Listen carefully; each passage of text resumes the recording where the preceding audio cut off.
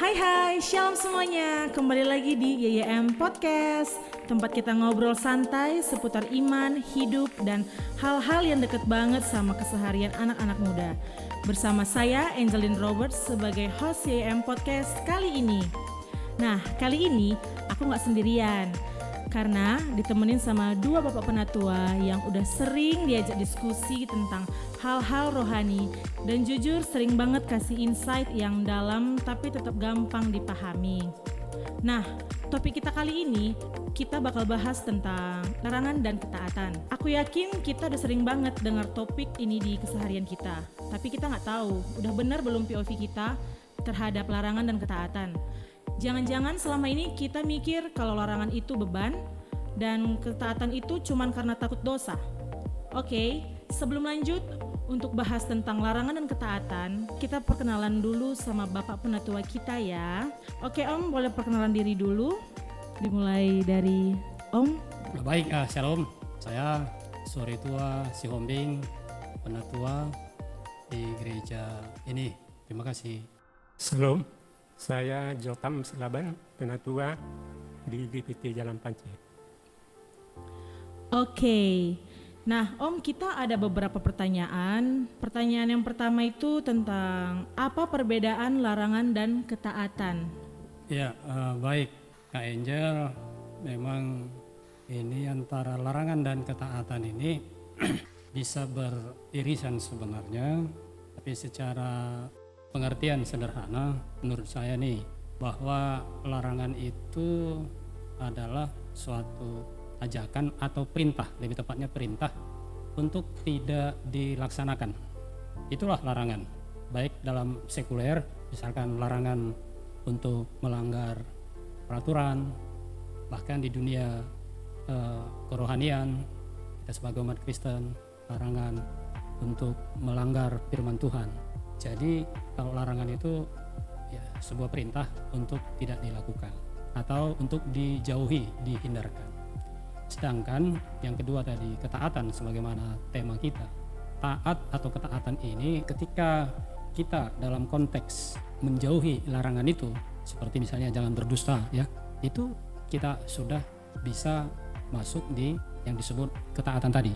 Jadi ketaatan itu lebih kepada satu tindakan aktif, tindakan nyata dari kita anak-anak Tuhan. Menurut saya seperti itu Kak Angel. Oh, terima kasih Om. Oke, ada pertanyaan kedua Om. Pertanyaan berikutnya, apakah larangan itu menjadi sebuah beban? Yang pertama harus kembali kepada back to the Bible. Nah, itu yang pertama. Yang kedua, kita harus mengimani, percaya dulu firman mulai dari Kejadian sampai kepada Yohanes. Yang ketiga, kami juga mempunyai terbatas kalau di dalam pengetahuannya. Kalau kita lihat di dalam Matius pasal 10, coba baca ayat 38. Matius 10 ayat 38 ya Om? Iya. Matius 10 ayat 38. Barang siapa tidak memikul salibnya dan mengikut aku, ia tidak layak bagiku. Sekarang ini kalau kita perhatikan, barang siapa mau mengikut Yesus harus memikul salib. Berarti ada suatu apa? Beban. Jadi beban itu memang mengikut Tuhan itu ada suatu proses memang. Salib, memikul salib. Salah satu tanggung jawab. Dari itu harus kita mempunyai pandangan seperti Kristus. Coba 1 Petrus 4 ayat 1 dan 2. 1 Petrus 4 ayat 1 dan 2. Jadi karena Kristus telah menderita penderitaan badani, kamu pun harus juga mempersenjatai dirimu dengan pikiran yang demikian. Coba kita perhatikan. Tetapi karena Kristus telah menderita penderitaan badani, kamu pun harus mempersenjatai pikiran. Coba terus. Karena barang siapa telah menderita penderitaan badani, ia telah berhenti berbuat dosa. Iya, jadi prosesnya itu memang itu suatu beban. Jadi mengikut Tuhan itu sebenarnya kita diproses, ada tanggung jawab. Jadi mengikut Tuhan itu bagaimana Tuhan menderita badani, kita harus mempersenjatai pikiran kita seperti Kristus. Sehingga kalau sudah menderita dalam penderitaan badani, berhenti berbuat dosa. Tetapi Tuhan juga berikan kita jalan keluarnya. Kita belajar kepada Kristus. Kita baca sobat Matius 11 ayat 28. Marilah kepadaku semua yang letih lesu dan berbeban berat, aku akan memberi kelegaan kepadamu. Iya. Terus? Pikulah kuk yang kupasang dan belajarlah padaku. Iya, itu kan suatu beban. Kita diberikan tadi dari itu firman Tuhan tadi dalam Matius pasal 10:38 itu harus kita apa? Memikul salib setiap hari. Tetapi dalam 1 Petrus 1:2 tadi kembali Tuhan, kita harus seperti Kristus. Karena Kristus telah menderita secara badani, kita juga harus mempersenjatai pikiran. Sehingga kita barang siapa sudah menderita badani bahwa dia stop berbuat dosa. Tetapi Tuhan ada jalan buka. Sekalipun beban, tetapi kita belajar kepada Tuhan. Jadi pengikut Tuhan itu memang salib, berbicara tentang salib. Tidak boleh kita tidak mengimani firman itu 99,0% kita tidak percaya, maka di situ kita nanti tidak bisa memikul salib. Jadi Tuhan berikan kepada kita kelegaan, belajar lemah lembut artinya bisa menerima firman. Kak Angel mungkin sedikit ya. Boleh Om, silakan Om, ditambahi. Jadi pemirsa YYM Podcast, khususnya para kaum muda Kristen dimanapun berada, apa yang disampaikan oleh Bapak Penatua Silaban tadi berbasis atau berdasarkan firman Allah dan firman Tuhan. Memang harus semuanya kembali kepada kebenaran firman. Tapi tadi Kak Angel pertanyaannya, apakah larangan itu beban? Secara awamnya sederhana, bagi seseorang yang hidupnya tidak dipimpin Roh Kudus, artinya bukan rohani ya, jasmani gitu lahirnya, itu kecenderungannya adalah beban. Tetapi bila orang tersebut, katakanlah yang dipimpin Roh Kudus, ya kita yang rohani, maka larangan, terutama jika larangan itu adalah berdasarkan kehendak Tuhan, itu tentunya tidak beban bagi orang yang hidup secara rohani. Nah, jadi namun boleh kita lihat ada satu hal yang mungkin jadi bahan pertanyaan ya Kak Angel dan pemirsa YYM Podcast. Manusia pertama Adam dan Hawa. Sudah jelas dalam kitab Kejadian, Allah itu menyampaikan satu larangan untuk tidak memakan buah pohon yang ada di tengah taman. Bahkan konsekuensinya pun sudah disebutkan. Tapi apa yang terjadi? Adam oleh bujukan, rayuan, ular tua atau setan, akhirnya dia tidak taat kepada larangan firman Tuhan itu. Tapi Adam yang terakhir yang kemudian, itulah Yesus, yaitu taat, bahkan sampai taat di atas kayu salib. Dan oleh ketaatannya lah, maka kita yang percaya, kita juga bisa menjadi taat dan kita dibenarkan oleh ketaatan itu. Seperti firman Tuhan di dalam Galatia 5 ayat yang ke-11, kali ini biar saya yang baca. Dan bahwa tidak ada orang yang dibenarkan di hadapan Allah karena melakukan hukum Taurat adalah jelas. Jadi hukum Taurat itu mati, daging. Jadi ya bagi mereka yang hidup di dalam daging, semua larangan firman Tuhan itu pasti beban. Tapi orang yang benar akan hidup oleh iman. Itu yang pertama yang mau kami sampaikan. Jadi yang kedua juga dalam Roma 5 ayat 19, jadi sama seperti oleh ketidaktaatan satu orang, itulah tadi Adam, maka semua orang telah menjadi orang berdosa. Demikian pula oleh ketaatan satu orang, itulah Kristus Yesus, maka semua orang menjadi orang benar. Jadi memang ketaatan itu oleh ketaatan Kristus, maka kita yang percaya kita dibenarkan. Dan inilah yang mungkin sedikit sharing ya, insight bagi Gen Z, anak-anak muda bersama terutama anak muda Kristen dimanapun berada, bahwa memang jika kita hidup dipimpin roh dan kita menjadi manusia rohani, segala larangan itu bukanlah sebuah beban bagi kehidupan kita. Kalau tidak ada firman Tuhan, ini manusia itu sesuatu adil. Sampai Tuhan juga roh Tuhan diambil. Sehingga yang berbicara daging itu semua berbicara tentang dosa. Sama seperti kayak binatang jadinya. Jadi Tuhan itu membuat hukum kan, pilihan dia. Jadi hukum Allah itu sekarang dia berkat atau kutuk. Jadi Tuhan menciptakan segambar dengan dia tetap ada. Jadi Tuhan itu menciptakan hukum, kita Tuhan tidak otoriter, diberikan kita pilihan. mana yang kita pilih? Yang baik atau buruk? Jadi kalau tidak ada, pada zaman ini belum ada Taurat. Sehingga suka manusia, sehingga akibatnya Tuhan meninggalkan rohnya. Sehingga manusia di bumi hanguskan. Ya, sangat setuju dengan yang disampaikan oleh Bapak Pendatua Jotam. Jadi memang kebetulan kami Kak Angel bekerja sebagai aparatur sipil negara. Kita tahu di negara ini kemarin ya, bahkan 2 hari berturut-turut. Boleh sedikit agak keluar? Boleh. Tanggal 28 dan 29 baik skala nasional bahkan untuk wilayah Provinsi Sumatera Utara, Kota Medan terjadi unjuk rasa atau demo. Bahkan dari media kita tahu di Sulawesi Selatan Makassar gedung DPRD-nya terbakar dan akibat demo unjuk rasa itu ada 1 nyawa yang harus sia-sia hilang. Itu ada aturan bahwa larangan itu, hukum itu, aturan itu dilakukan sebenarnya untuk ketertiban.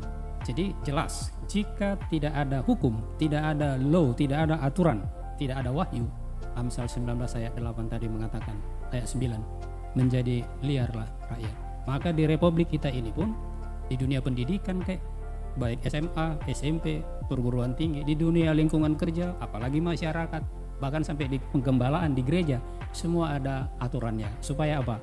Supaya tertib, supaya kita semua menuju kepada satu tujuan untuk kita boleh menyatu untuk pembentukan tubuh Kristus. Kalau kita terutama anak-anak Tuhan yang tergabung di dalam organisasi gereja Pantekosta Tabernakel khususnya dalam pengajaran. Jadi jelas kalau tidak ada larangan menjadi liarlah umat manusia itu. Demikian. Oke Om, ada pertanyaan Om. Pertanyaannya seperti ini, sebagai orang Kristen melihat keadaan negara kita sekarang ini, sikap seperti apa yang baiknya kita lakukan? Saya? Boleh mulai dari Om dulu? Baik, Kristen ini kan adalah pengikut Kristus. Jadi kondisi dunia ini yang jelas itu bukan rencana atau bukan sesuatu yang Tuhan perintahkan untuk kita teladani. Contoh, jadi kondisi dunia khususnya bagi generasi muda, Gen Z, anak-anak sekarang ini, kalau kita anak-anak Tuhan, tentunya bukan sesuatu yang harus kita copy paste, kita contoh. Untuk kita ketahui boleh, tetapi untuk kita ikuti segala perbuatannya itu tentunya tidak harus demikian, tidak boleh demikian. Karena apa? Semua yang ada di dalam dunia, kata firman Tuhan, mau keinginan daging, keinginan mata, dan keangkuhan hidup, itu bertentangan dengan keinginan roh. Jadi bagi kaum muda, bahkan tidak tertutup kemungkinan juga kita para orang tua, dunia bukan untuk diikuti, tetapi di dunia ini kita harus menjadi lilin, menjadi pelita-pelita yang harus bersinar, sehingga rekan-rekan kaum muda dan juga kita para orang tua boleh menjadi penerang di tengah-tengah dunia yang sedang tidak baik-baik saja. Jadi kembali kepada firman, kalau Kisah Rasul pasal 1 ayat 8. Jadi umat Tuhan, para kaum muda, kita menjadi saksi Kristus Yerusalem sampai ke ujung bumi. Bagaimana prakteknya kita jadi saksi? Coba kita lihat dalam Rom pasal 13. Bagaimana kita saksi untuk negara kita? Coba ayat 1 sampai 7. Roma 13 ayat 1 sampai 7. Iya. Tiap-tiap orang harus takluk kepada pemerintah yang di atasnya. Iya, jadi pemerintahan itu terus. Sebab tidak ada pemerintah yang tidak berasal dari Allah. Jadi pemerintah itu berasal dari Allah, wakil Tuhan. Ya, terus. Dan pemerintah-pemerintah yang ada Iya. ditetapkan oleh Allah. Iya, jadi semua ditetapkan Tuhan. Karena itu dari hati percaya kita. Siapa pun menjadi pemimpin, Tuhan yang menetapkan. Oke Om, ini ada pertanyaan lagi nih. Pertanyaannya, bagaimana cara kita bisa melatih diri untuk tetap taat di tengah menghadapi segala macam godaan di dunia? Kalau berbicara terhadap godaan dunia, Kak Angel, ya tentunya seperti tadi di awal kami katakan, persahabatan dengan dunia itu merupakan permusuhan dengan Allah. Jadi supaya kita terhindar atau supaya kita bisa menjadi taat, ya hidup kita memang harus pertama ya dipimpin oleh Roh Kudus, Roh Allah. Bagaimana caranya? Kita di dalam penggembalaan ini kita mengetahui pola pengajaran kabar mempelai, terang tabernakel, firman mempelai dalam pola tabernakel. Jadi kita kita dididik untuk senantiasa ketika mendengar firman, bagaimana firman itu bisa kita cerna, kita mamabia, dan itu menjadi darah daging bagi kita.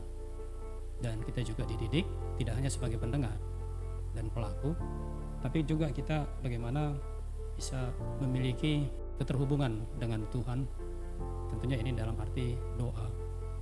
Jadi dua hal ini sudah menggambarkan alat tabernakel. Yang pertama meja roti sajian, kemudian juga ada mesbah dupa emas. Dan yang ketiga, kita ada firman, kita suka menyembah. Kita sebagai makhluk ciptaan Tuhan yang ada di dunia ini, di satu sisi memang kita dituntut untuk tidak sama dengan dunia. Dan ini ciri khas bagi orang Kristen, anak-anak Tuhan ya. Di dunia tetapi tidak seperti dunia. Nah, ini tidak mudah, tetapi tadi cara kita untuk tidak menjadi sama dengan dunia. Yang ketiga adalah kita harus sanggup menjadi saksi. Terima kasih banyak Om. Oh ya Om, ini ada contoh pertanyaan juga. Ketika kita tidak merokok, apakah itu kita lakukan karena memang tidak mau merusak tubuh yang adalah bait Allah ini, atau dikarenakan adanya larangan gak boleh merokok? Boleh dimulai dari Om Sorry tua dulu.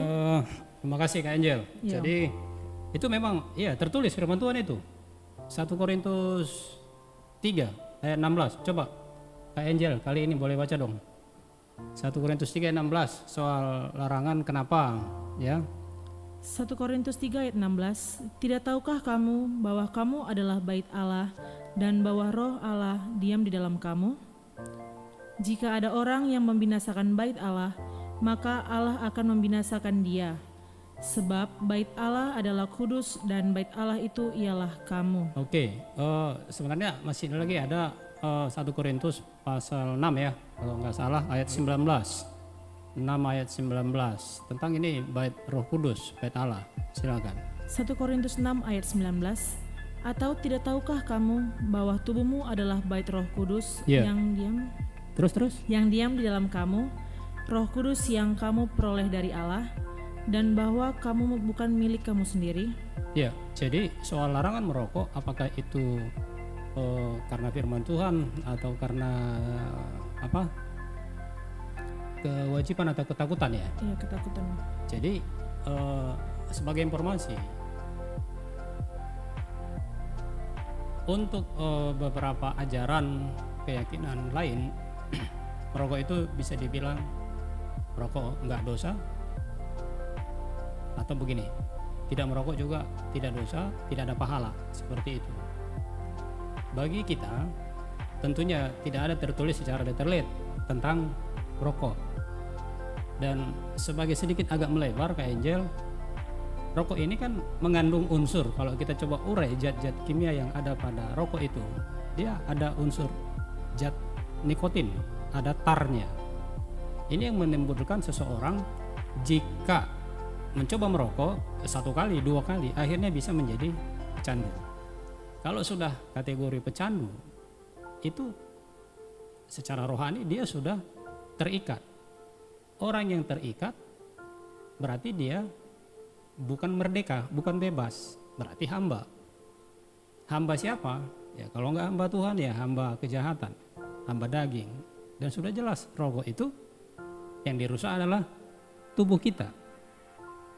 Secara medis, secara dunia kesehatan, rokok itu bisa menimbulkan berbagai macam penyakit, misalnya TB, kanker, paru-paru, banyak penyakit-penyakit yang bisa timbul di sana. Bahkan konon data yang dikeluarkan oleh Badan BPOM, Pemeriksa Obat dan Makanan, itu akibat orang perokok aktif itu langsung itu per hari itu bisa meninggal lebih kurang 500 orang di Indonesia akibat rokok. Itu secara medisnya, secara kesehatan udah jelas melanggar. Jadi kembali kepada firman Tuhan tadi, yang menjadi dasar kita kan adalah firman Tuhan. Ya, Oleh karena itu 1 Korintus 3 ayat 16 tadi dan 1 Korintus 6 ayat 19 sudah jelas mengisyaratkan bahwa kita harus menjaga bahwa tubuh kita ini adalah bait Roh Kudus, bait Allah, sehingga jangan kita cemari. Pertanyaannya, cemari dengan dosa, rokok atau bagaimana gitu? Sekarang analoginya, analogi berpikir, mungkin rekan-rekan kaum muda pernah dengar ini. Ini mungkin ada analogi sebuah kalimat-kalimat lucu-lucu aja. Kira-kira kalau dikaitkan nih, merokok itu masuk surga tidak? Orang bilang ya, masuk surga atau tidak masuk surga, nggak ada kaitan dengan merokok. Oh, ini analoginya begini, Kak Angel. Orang merokok atau merokok boleh nggak di SPBU? Enggak. Dilarang merokok kan? Ada larangannya itu. Kita ke SPBU dilarang merokok. Belum lagi di tempat-tempat yang lain. Di gereja pun tak boleh merokok. Oke, di SPBU lah kita ambil contoh. Saya mau katakan, kalau ada yang bertanya kaum muda,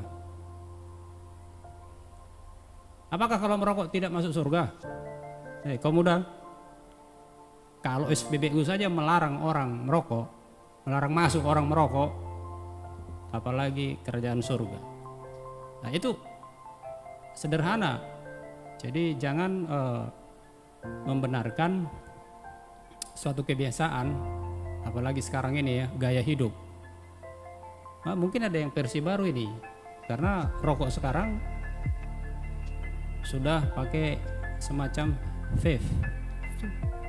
Ada vape elektrik, rokok-rokok elektronik elektrik, yang mana aromanya, asapnya itu lebih adem, katanya sih lebih sehat, lebih bersih, istilah anak gaul lebih berwibawa, lebih keren. Hati-hati, hati-hati, bahwa rokok itu selain merusak tubuh kita, merusak bait Allah, bahwa vape elektrik, hati-hati.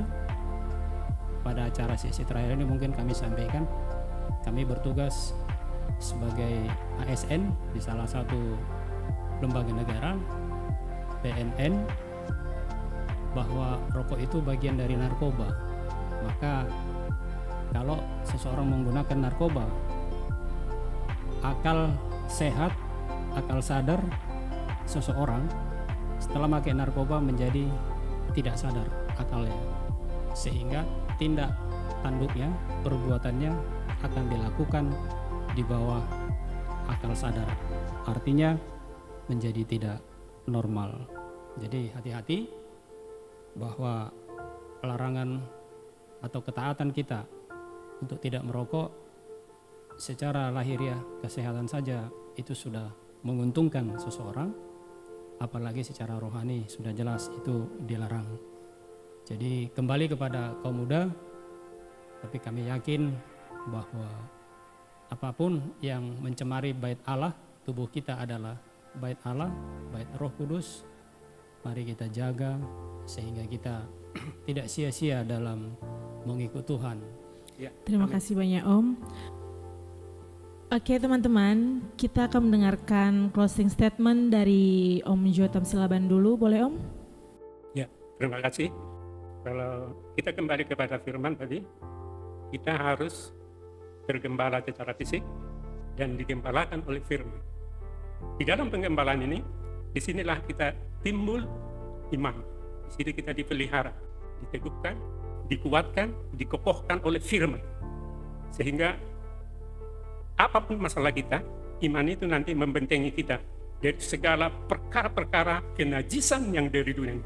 Hanya lewat penggembalaan. Di dalam penggembalaan kita ambil pelayanan, ya, harus melayani. Di dalam pelayanan itu, di situ ada firman, ada Roh Kudus. Sehingga kita waktu Yesus datang, boleh kita menyongsong Dia. Karena di dalam penggembalaan di situ kita dikuduskan.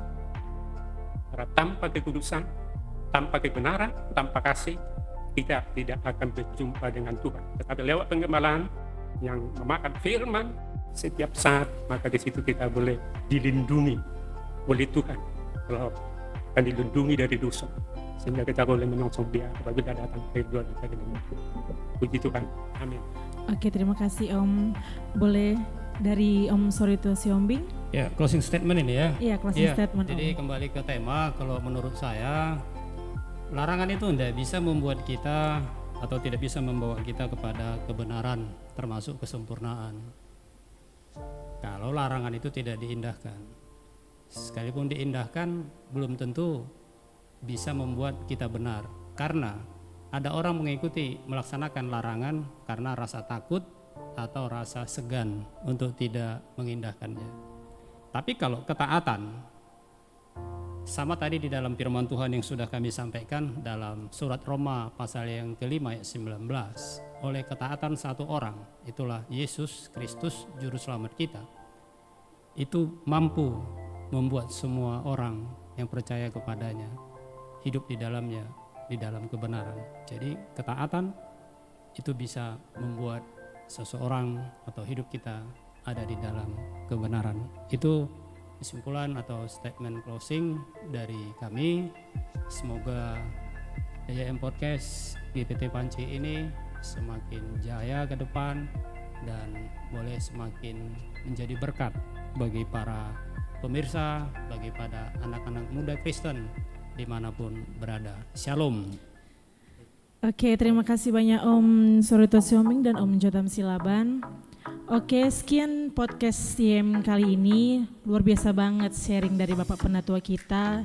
Jujur saya pribadi dapat banyak insight baru tentang bagaimana seharusnya kita melihat larangan dan memahami arti ketaatan dan itu sendiri. Semoga podcast YM ini bisa jadi reminder buat teman-teman semua kalau Kristen itu bukan soal aturan aja, tapi soal hubungan kita sama Tuhan dan gimana kita bisa menjaga hati dan pikiran untuk tetap hidup sesuai perintah Tuhan. Makasih banyak udah nonton podcast ini. Jangan lupa untuk like, comment, share, dan subscribe ya. Kita ketemu di podcast selanjutnya. Tuhan Yesus memberkati. Shalom.